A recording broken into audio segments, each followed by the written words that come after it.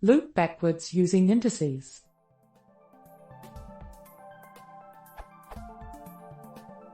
I am trying to loop from 100 to 0.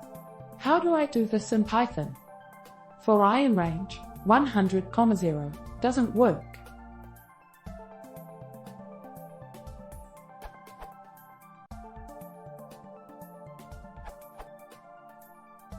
Try range 100, -1, -1, the third argument being the increment to use, documented here.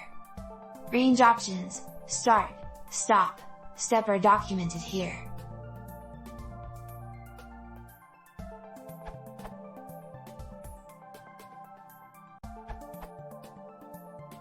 In my opinion, this is the most readable.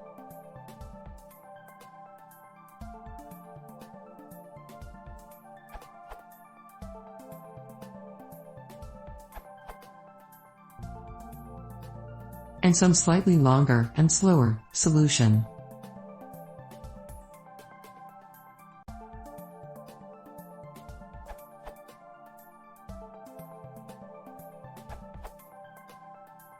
Generally in Python, you can use negative indices to start from the back.